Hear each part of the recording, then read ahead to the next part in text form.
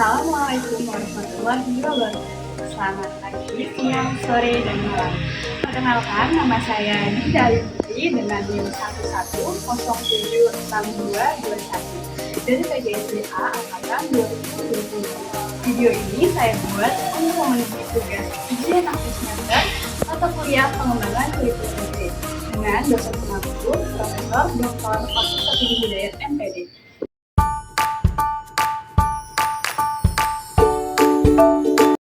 Kurikulum ibarat peta dalam dunia pendidikan. Tanpa kurikulum, pendidikan berjalan tanpa arah. Guru bingung harus mengajar apa, dan siswa pun bingung harus belajar apa. Dengan adanya kurikulum, guru dan siswa bisa mengetahui materi apa yang akan dipelajari, bagaimana proses pembelajarannya, metodenya seperti apa, dan bagaimana penilaian yang tepat bagi siswa. Kurikulum tidak hanya menggambarkan bagaimana arah dari pendidikan itu berjalan, tetapi kurikulum juga akan mempermudah tujuan pendidikan itu tercapai. Karena kurikulum itu tidak hanya sekedar dokumen saja, tetapi sebagai fondasi utama dalam pendidikan. Dalam artian kurikulum ini sangat penting adanya dalam dunia pendidikan di sekolah ini. Selain itu, kurikulum juga akan memudahkan proses pembelajaran. Dan tentunya proses pencapaian tujuan pembelajaran juga akan lebih mudah tercapai dengan adanya kurikulum.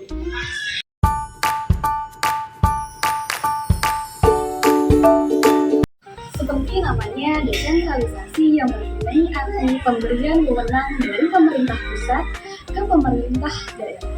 Sama halnya dengan kurikulum. Kurikulum bersifat desentralisasi adalah kurikulum yang diberikan atau dilimpahkan ke pemerintah daerah oleh pemerintah pusat, agar kurikulum ini dapat disesuaikan dengan kondisi di daerah masing-masing.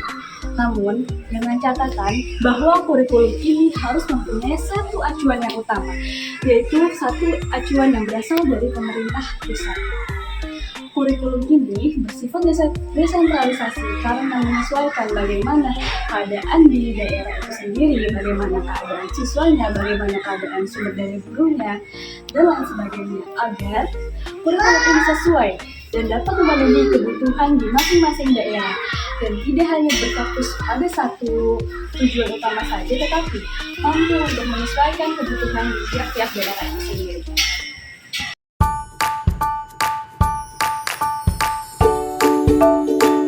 Tiga prinsip esensial dalam pengembangan deep learning. Yang pertama adalah mindful learning, yang kedua meaningful learning, dan yang ketiga adalah joyful learning.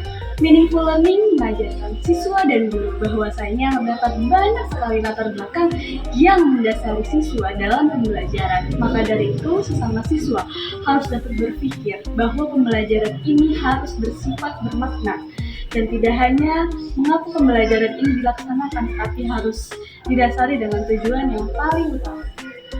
Yang kedua ini adalah meaningful learning.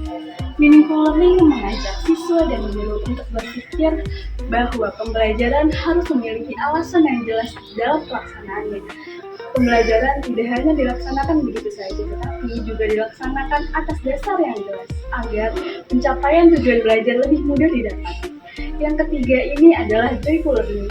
Pengembangan deep learning mengajak siswa dan guru untuk belajar dengan sifat yang menyenangkan.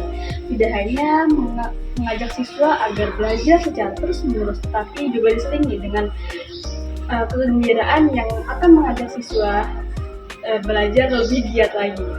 Namun selain itu, joyful juga akan mengajak siswa dalam belajar yang sifatnya tidak terlalu kaku, tetapi tetap berada di jalur, namun tetap mencapai tujuan yang utamanya itu.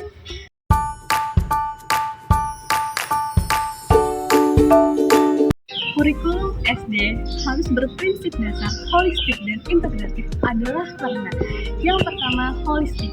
Kurikulum harus bersifat menyeluruh.